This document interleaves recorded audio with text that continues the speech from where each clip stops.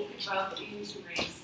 I mean, this is like some of my books. Yeah, like anything that will be perhaps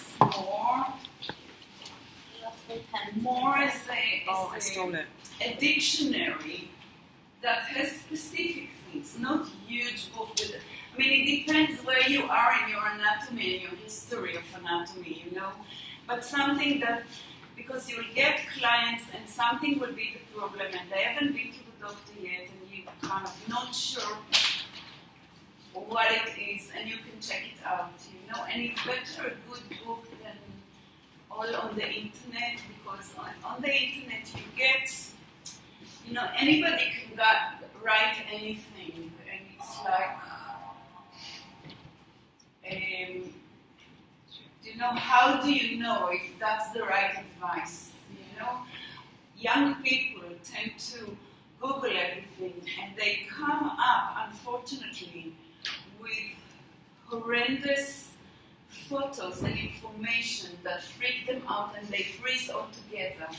You know, you need somebody that has published a book and it's kind of you can Google on them if they are reliable. You know? Right, yeah. So it's just an advice. It's always good to have. So I'm just going to very superficially cover a few things just to make sure that you are not completely in the dark. Some of you may know this information already, and some have got no idea. So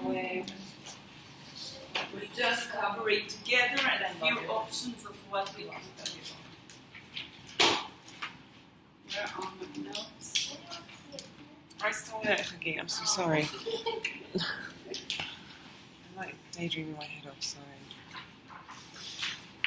So we're dealing with all sorts of chronic diseases and conditions and injuries. And we need to know certain things about them. So the one thing that I don't think we covered enough last time to do with the spine is scoliosis. Okay? It's so complex and it's very, very difficult to know where to start. So what do we know so far of scoliosis? That it's a lateral curve, abnormal curve of the spine. Anything more. And I'm looking from a lateral. Can you look at me, maybe? I'm looking laterally. So it can be, it's on the side, yes? It's a curve to the side. With this curve, we need to always, when writing about it or thinking about it to yourself, when you analyze it, when the client has gone home, yes? Can you, just for today, imagine that you have a scoliosis with a C shape, which is just one scoliosis, let's say in the middle of the spine, with a C shape. And I am saying concave to the left. It's to the left of the client, not how you look at them. Okay? So this scoliosis C shape is concave to the left. The left side is like a cave, yes, concave, like a cave. And the right side is convex. I don't really know the word in English, convex, but that's what it is. I don't know, anybody knows to help us? Convex is the word in English. What? Convex is the word. I know it's the right word, but I don't know what it means. It's the opposite of concave. Okay, fine. Okay. And because English is my second language, I think concave is the cave side. No, that's the trick that they tell you otherwise, and that's how you remember which that one is. So then by default, concave. So normally, if it's a concave to the left, that's how you will write it, to the left of the client, yes? It's very important, because sometimes if you need to write a report or something, if you write the opposite, it means that you have to do different exercises, different unilateral exercises. Okay. Usually, with the C-curve scoliosis, concave to the left, there'll also be a rotation to the left. Look at me.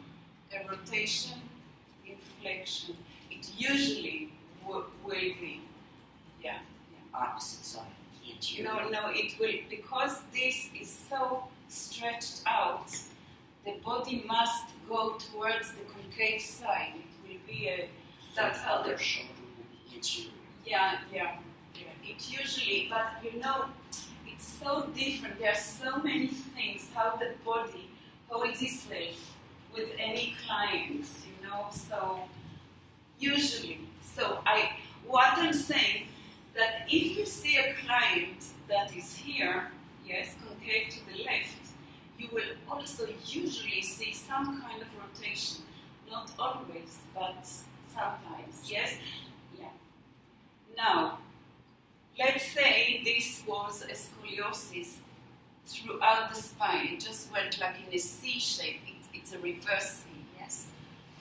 But it could also be a double scoliosis. It could be an S shape, which if you wrote the letter S, yes, there will be a shortening on the right, and it will be like double, but like in an S shape, opposite. And this doesn't mean that there will not be a rotation somewhere else either. So it's very, very, very complicated. Yes. So when we think about a normal spine of a person,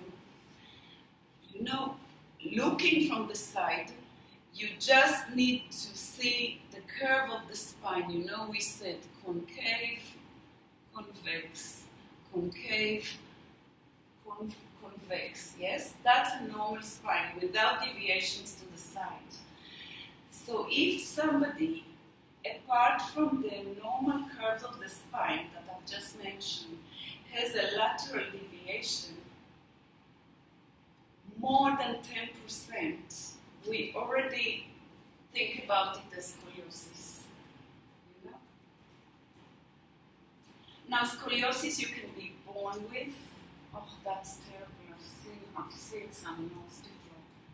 It's just so terrible to see when a little baby is born with it already. And that, of course, the parents need to deal with it straight away. Sometimes it develops a little bit in puberty, yes, and sometimes it just develops with habits, yes.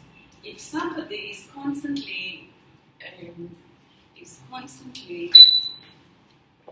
using their mobile phone like this and sitting on something because the computer is there, and they do it for 20 years, it could develop into scoliosis. But and the one that we as Pilates practitioners deal with the best is the one that is not inherited but developed. Exactly. This is the one we can best deal with. So, what I want to say is that,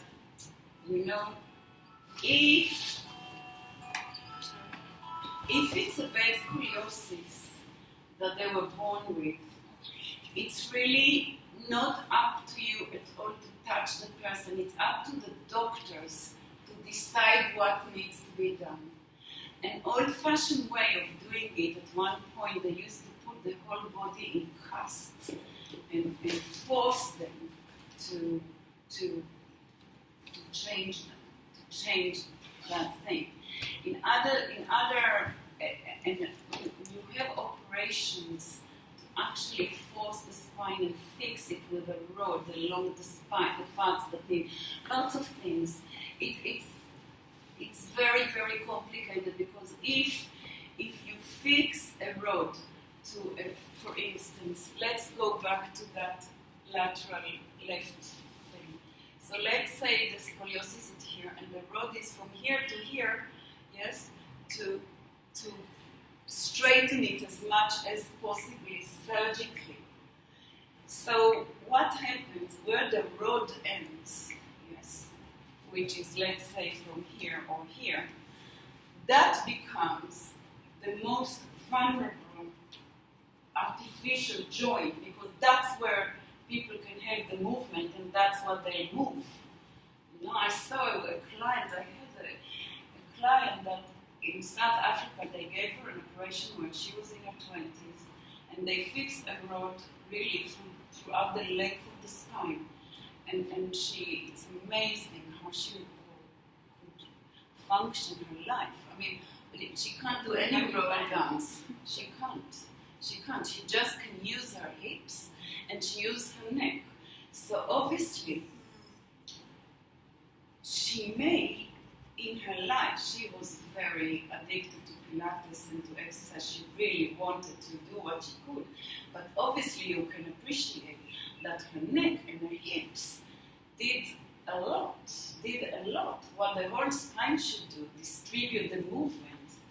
Yes, she obviously. So then something else becomes a problem. I just want you to be aware of it. Yes, we can't fix it, but we have quite a lot of things in our knowledge, in the repertoire, to help her do it properly, to do static abdominals and a lot of things that we can do with that thing. So let's, for instance, I can talk hours on facts and things, but let's just stick, just an example. I want you to feel it. Put your things on the side a minute. And let's do two things with a person that concave to the left. Okay? So lie down on your back. Semi-supine, feet apart. Okay.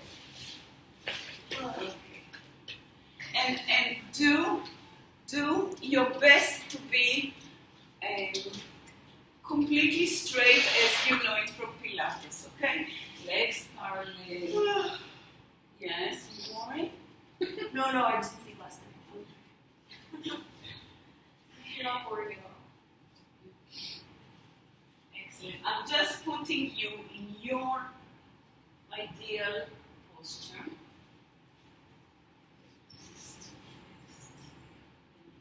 Excellent. So everybody is straight. Now everybody pay attention to your right arm and how it's laying on the floor with the palm down. And just reach towards your lateral left ankle and stay there. This is your concave. This is your, just feel a little bit how, no, left. No, your left. No, your left arm, yeah. Just, I want you to pretend that you are concave. Here, that's good. Oh, that's scoliosis. Okay, right. So just do for me a pelvic tilt for a minute. Go up on the exhale, in and breathe out to come down. That's what happens to people always when they have this kind of scoliosis. If it's too much of a scoliosis for you, then modify it a bit. Don't do so many degrees because I want you to go into cramp. Okay, so now stay there and lift your pelvis again. Okay, and lower the right side of the hip down a little bit and up, and the left side of the hip a little bit to the floor and up. Just to, release your hip and go down and up and down and up. And if you felt what you're doing, just rest. But stay in your scoliosis. What did you feel? What can we do? What did we do here? Did we strengthen the glutes? Yes. Did we strengthen the hamstrings? Yes. Did we play with the pelvis with the different sides? Yes. Also the lower back. Okay? Now stay with this posture and just raise your left arm towards the ceiling and put it down on above your head. Just do that. Try to keep the hand on the back of the hand on the floor and the elbow on the floor, even if the arm bends a bit. Okay?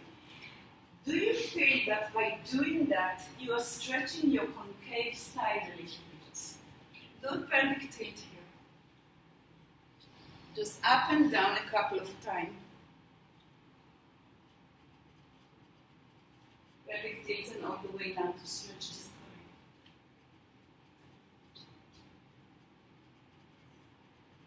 Okay, and now stretch the right leg away a little bit as far as you can stand a bit. I'm sorry, the left, I'm sorry. Okay, and do another pelvic tilt here. Yeah, bend the leg a little bit, step in it, yeah.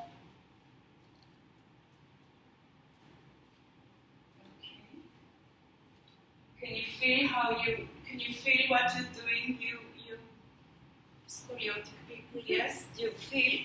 Okay. Very good. Now lie on your right side. Bend the bottom leg. Stretch the top leg. Okay. Rest on your right arm.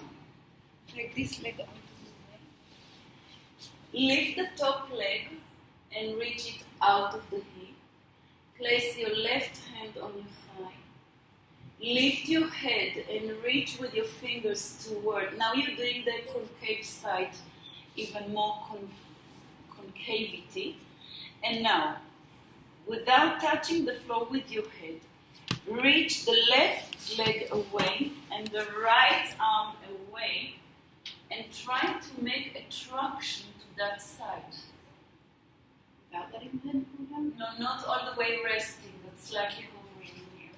Come back to the concavity and lower and relax. Do it one more time. No, just from the beginning. From the beginning. Put your head on your thigh. Okay. Lift the leg and head and slide. Shorten that side a little bit more.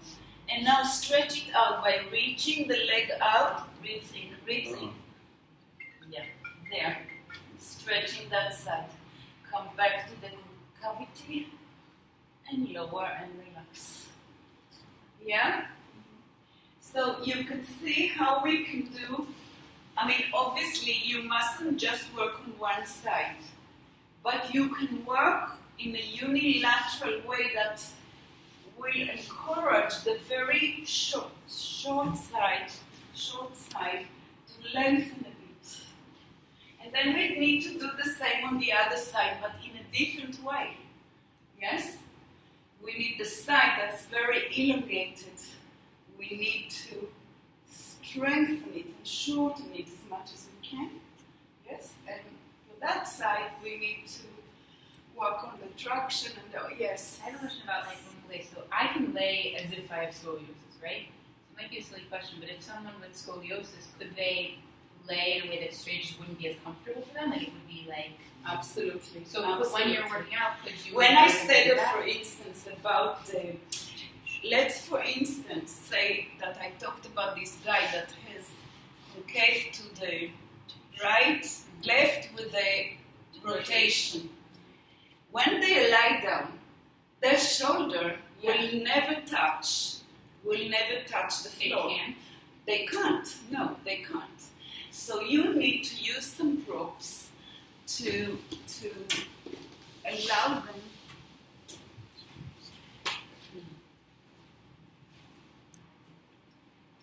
them to lie down on their backs. So for instance, you lie down being that person that I've just showed. Concave to the left and rotation. Yeah. So you will see them and you will put some support here so they can They have like something behind yeah. Do you know what I mean? You have to see what they need. Likewise, when I saw you with all, you have different issues in your body, but I would not, I saw that she was straining her neck. I should have given you support for your neck, and still, some people can't, if they're a little bit kyphotic and scoliotic, yes, the neck will be also protruding forwards a little bit, and they won't be able to put the head down. So give them cushion under the head so they will not break their head in the So it's process. not just like that there's a curve, it's also there's a lack of mobility. Like because Absolutely, the body is fixed in a position that is out of normal. Anything that's more than 10% diagnosed by a doctor, not by you, yes, is anything like this. If they're in your class or if they're your client privately, it's much better privately, but life is like this that sometimes they won't. Try to prop them up in the areas that they need propping, some more support, because the body is doing something else.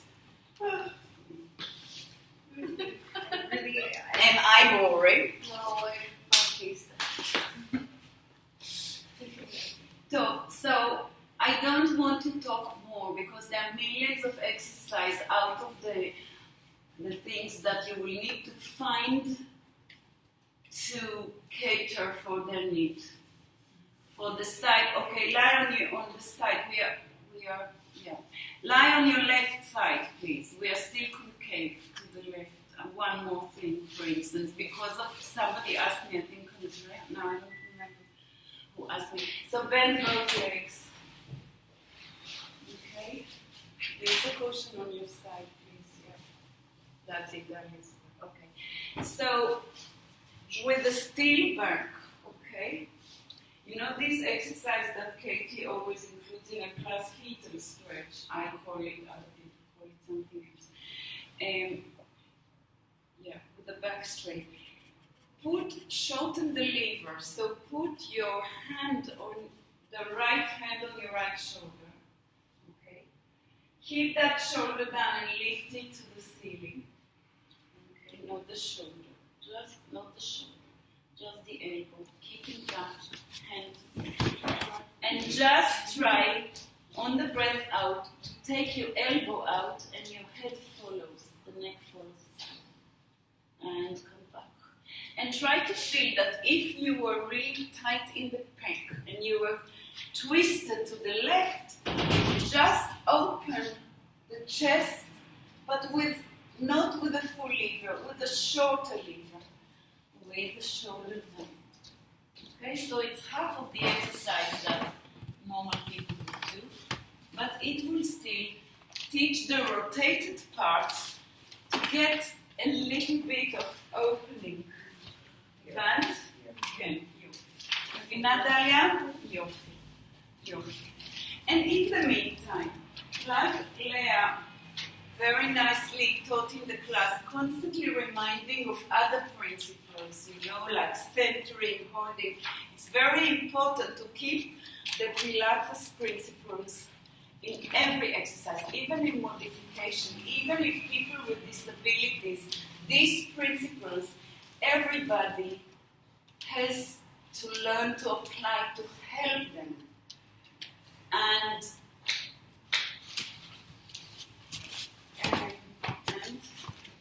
who can finish my sentence?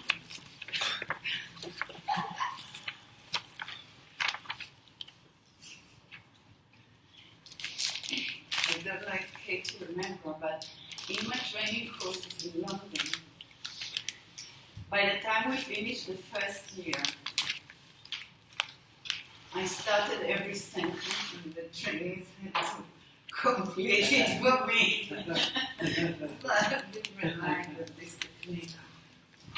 So, unilateral work is the key, but also centering work, like I know what I want to say. Remember that their center is different than normal. Yes? So build it into your program with them. Yes? Make them as centered as they can be for them, as aligned as they can be for them, without breaking them. Chas v'shalom. Yeah, we can't fix the scoliosis. And don't be afraid to refer them. If you think that things are out of control, refer them for further advice. it's very important. Don't take the responsibility on yourself if you can't handle it. Okay. One more thing that I wanted to talk about is because it's important when we spoke about the spine is arthritis. We talked a lot about osteoporosis, which is the We didn't look it up. what? We didn't do it. We didn't do osteoporosis. You said to look at it online, like at homework, but we Did didn't talk you about look it. at it? Yeah. Okay, so let's do osteoporosis. You were so scared when you came in test.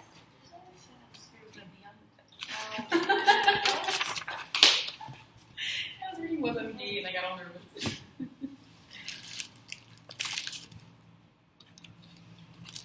In the pharmacy, in a super farm, yeah, you can get sponges to wash yourself, but I get sponges from the sea with very, very big holes to wash myself. Do you know the ones I mean? Yeah. Mhm. The beige ones.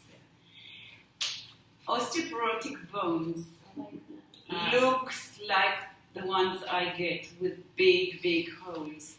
The material of the inner bone has escalated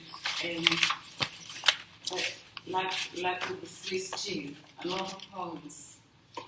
So the bone becomes not as rich in all the minerals and substances. And if we think that the main function of the bones, it's our scaffolding, it creates our structure, yes? The bones is the skeleton, the skeletal system around which all the other layers are built and wrapped around, yes? If your scaffolding is very thin and porous and like not strong, then we have a problem. The normal thing that builds a bone, apart from good nutrients and being healthy and all that, is resistance. Okay? So when a child is growing, they grow against the resistance of gravity and their own weight, and they stand up straight and they do pushing and all that. That's resistance, and it's fantastic for normal people. People with osteoporosis, the minute you put too much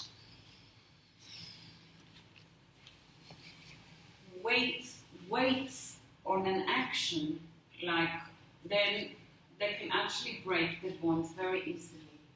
For instance, normal people, you know this game that one group holds a rope and pulls one way and the other one, what? Tug of war. Okay, yes. If you have to really pull very hard against that resistance with somebody with osteoporosis, they will break. They will break. If you work on the Pilates reformer on many springs, they will break. My shiatsu practitioner that I used to go and have shiatsu with, she told me that she had an osteoporotic woman coming for a massage, and just by massaging here, her ribcage, she just broke her ribs. Wow. Just by doing that. Yeah, it's very scary. You know why I want to scare you? Because a lot of osteoporotic people, they want to work hard, so they approach it in the wrong way. I had a client in England, and the reason I'm giving her example, because I saw a lot of it. She was in her late 30s. She had 4 births. She was anorectic without admitting it, and she was a health freak. Not health, but you know, like being fit and chaticha and blah blah blah. And she used to come to my studio at 6 o'clock in the morning in London when the weather it's so cold. And first of all, I used to think, what do you do with your kids? Where do you leave them? And did she have breakfast? Of course not. Probably didn't eat for the last week. And take weights in her hand and do the warm-up, because you couldn't jog outside, running with the ankle weights and hand weights and bouncing. I mean, she was just breaking herself. You know, it's just so wrong. And she was very secretive about her malnutrition and all that. She would not tell me. And you know, when I managed to actually stop her from doing it, she also stopped coming. You know what she did? She sent her husband to me. He came, but you know, it's terrible. So I've given you these two examples because with all the push-ups and all with osteoporosis, you can break vertebrae, you can break long bones, you can break the collarbone, you can break so many things, you know. So I want. Do they need all the Pilates principles? Yes. Do they need to work precisely? Yes. Do they need to watch the alignment? Yes. Do they need to add weight? No. They don't need to add this woman maybe to her own body weight, but not to the resistance with which she's doing exercise. It's very dangerous. And people who have history, when they come and fill the form, people who have history of a lot of steroids, for instance, in childhood, a lot of people like with asthma and things, a lot of steroids, women all people who smoke a lot, who don't eat well, not nourish as well, can develop osteoporosis, and the people that are most prone to be is women, according to statistics, but it can be men as well, so don't just think that it can't. And usually after menopause, that can be, but it can start before. If you had steroids and you didn't eat well, and multiple pregnancies. Yeah. Wait, draining calcium. If you're You're not like having like lots of the more pregnancies you have, more the more likely you are statistically.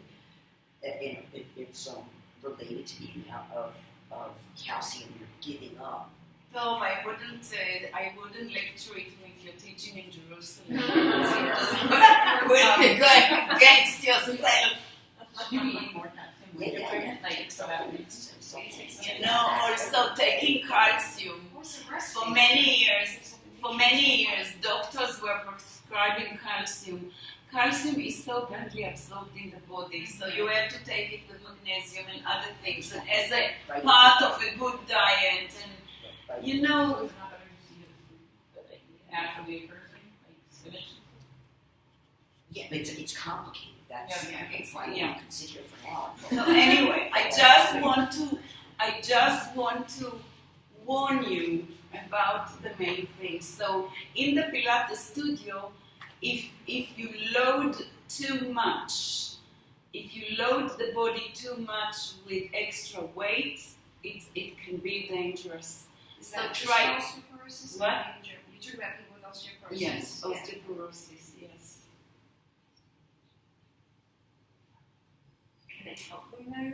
What? If you do it in the right way, can it help them during Pilates? Can Absolutely. I think they shouldn't be allowed to live without Pilates integrated in their life. But don't Because they say that what? Don't they say that building muscle, like doing resistance training, is good for your bones?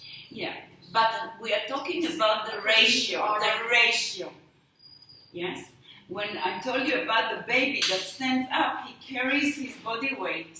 My grandson is 10 kilo, and I can see how he is strengthening, carrying his body weight, and how he is trying all sorts of things, but he is 10 kilos. An adult, yes. So an adult, like, let's say we've done the leg lifts, abduction, yes? So for an osteoporotic woman that weighs 40 kilos, maybe you can put 1 kilo ankle weight, okay, maybe, yes, see how, yeah, but for this boxer that I've seen yesterday on TV from the World Athletic, you know, I've seen some of these guys, and women, like they are they are just so strong. Then for them they can do 10 kilos, but then they won't have osteoporosis. Mind you, you know, some of the women athletes, that when they stop, Because they stop menstruating. exactly, women who don't menstruate, Have and low estrogen. they are also, calciums. yeah, and that's why women after menopause, with the less estrogen production in the body, especially small women, like, I mean, what's a small woman? You're a small woman, slight big, like me. Who? Wait. Me? You're Leah. tiny, though. Yeah, you're not tiny, but you're not tiny, but you're quite skinny. So you could be maybe prone to it, and you'll have to watch it. Yes. And also hereditary. If your mother was, maybe you will be. Was your mother? No, excellent. She's just one of these Amazons that don't have anything. But why can't you do open leg rocker? Your back. These will cause the problems too. Can there be, like, if there's someone who's overweight, could they also have osteoporosis, or like just generally occurs in people who are Yes, smaller? but usually it's with the people that have a little body fat and slight and slim and tiny. They are more prone statistically, and it's got complicated reasons. But as a teacher, like, look out for more. Yeah. If you see somebody that had a lot of steroids, or like if they had asthma, how long have you had steroids? In women who didn't have menopause, didn't have periods, sometimes they tell you. It's all sign. If they are very skinny, if you suspect they are anorexic or bulimic or any of these disorders that you are malnourished, all these people.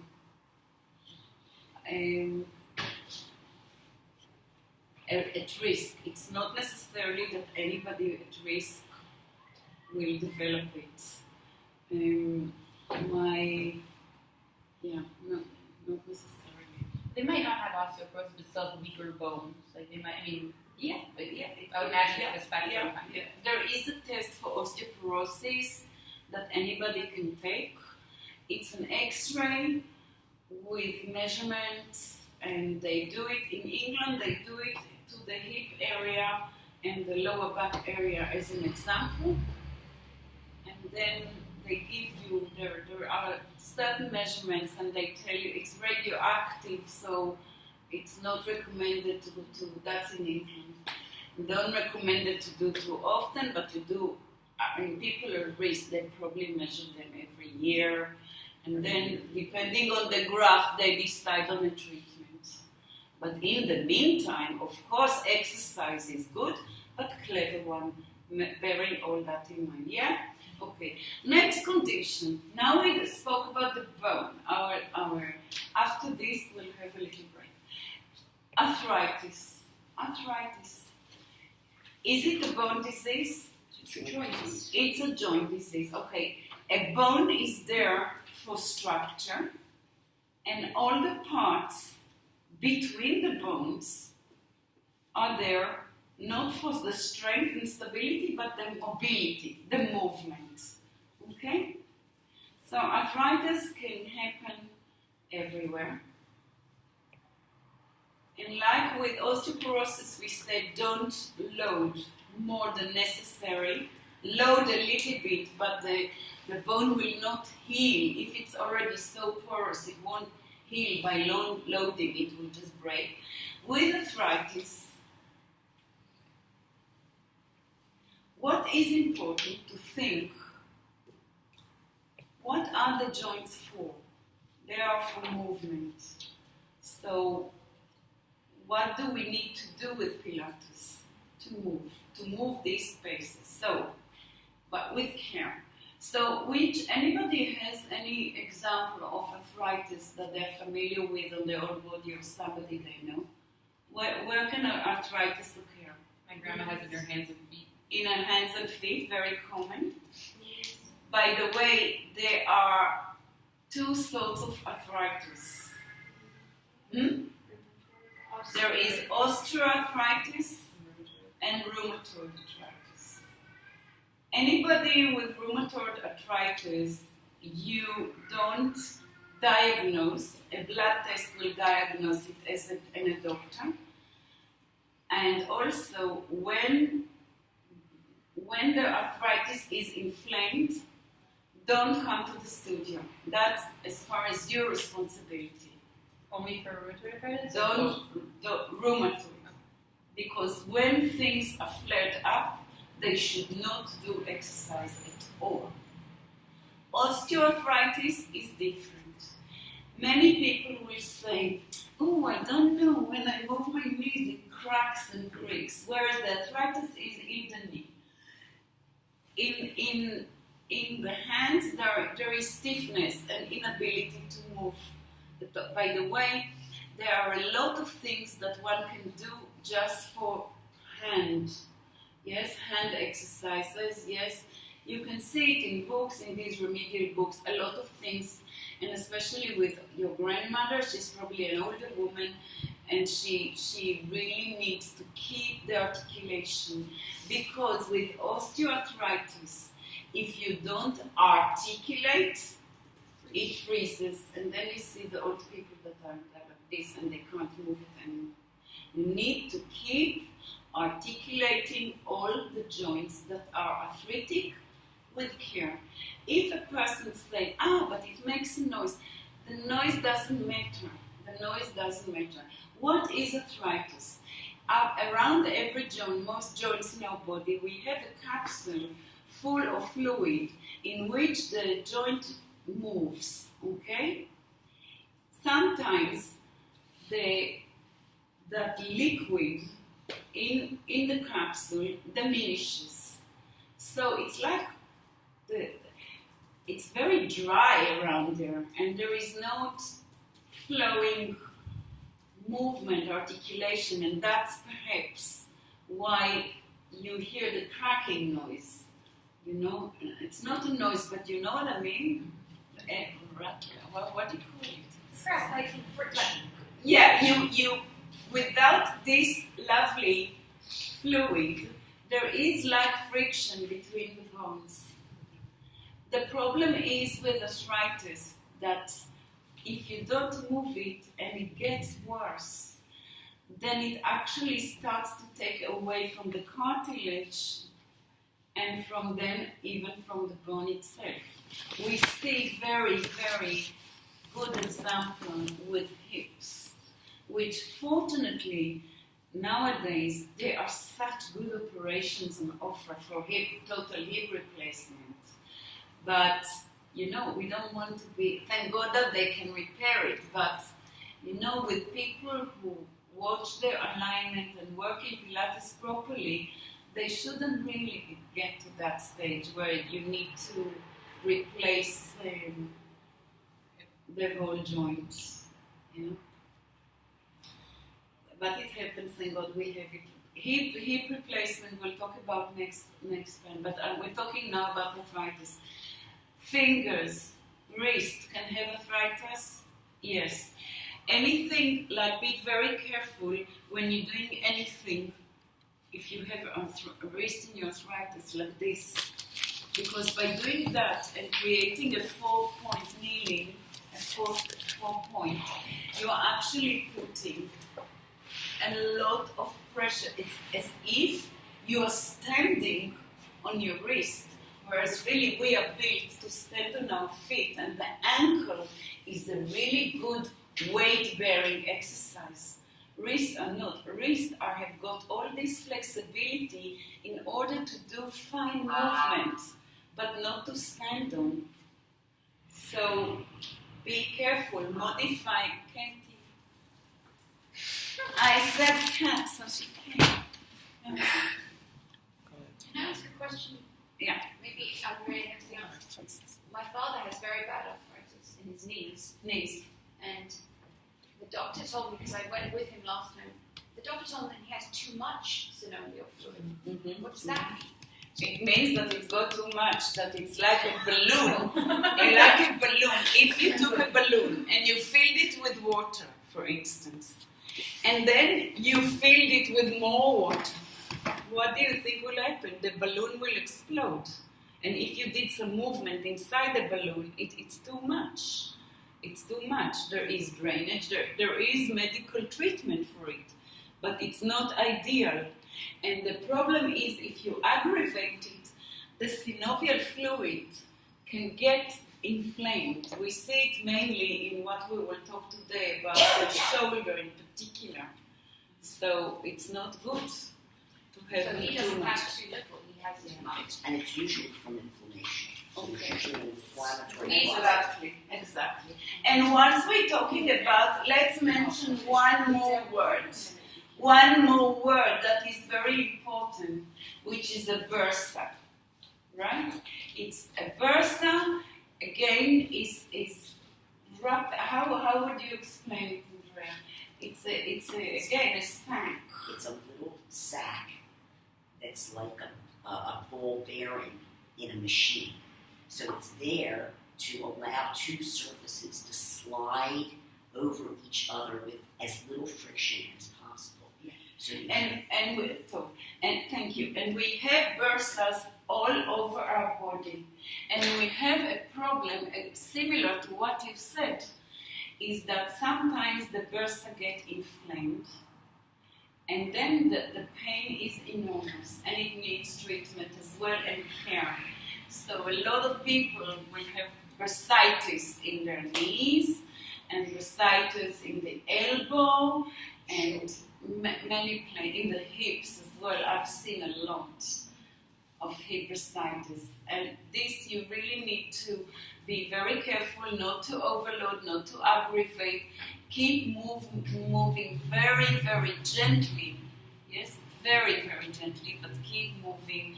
Traction is many times good for it. Traction. And it's work for physios and doctors to recommend specifically having seen the whole body, and when the acute problem is. Okay, so with arthritis, my motto: keep moving. Keep moving. If it's arthritis in your back, so keep doing all these things. Yes. All the hip rolls, everything, keep it moving. If it's arthritis in your hip, keep moving. All the leg exercises, everything, like whatever you can get from the exercises. Modify, keep it moving. Should you do it when you're I know that sometimes my arthritis is acting up, when it's inflamed or when it's hurting or whatever, is that a time to move or a time to when it hurts, give me an example of arthritis. Like the hand thing. If let's say I had arthritis, God forbid, and my hand was hurting, it was feeling tense or constricted or whatever. Okay. So would you say, try to move it and yes, or to yes. With arthritis, yes.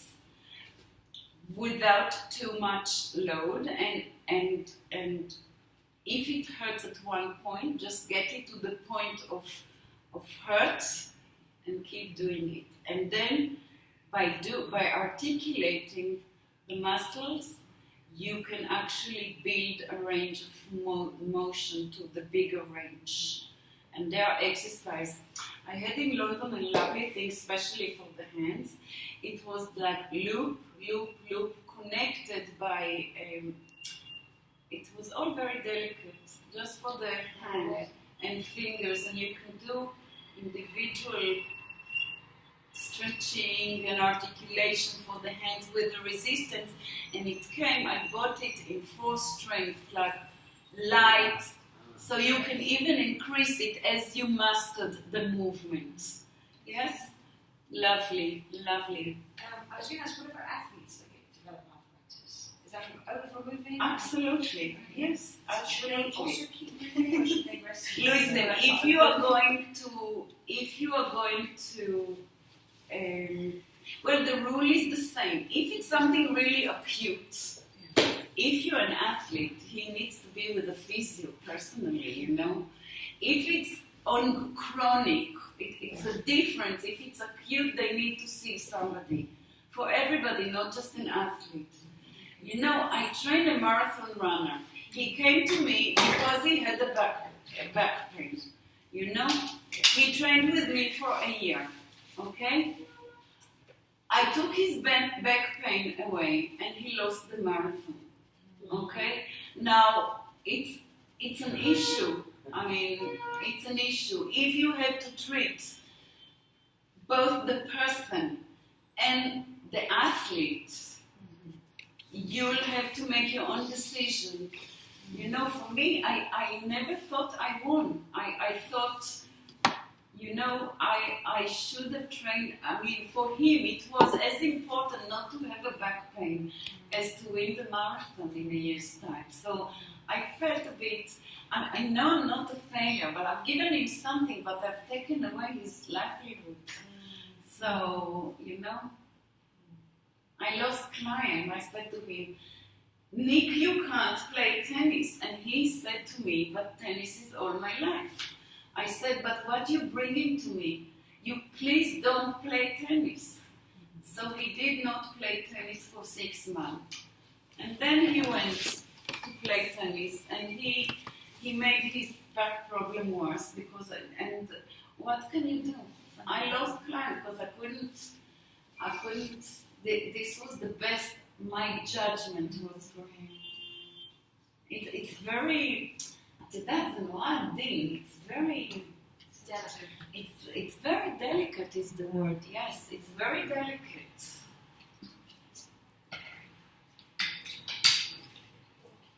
So let's have 10 minutes break. Oh.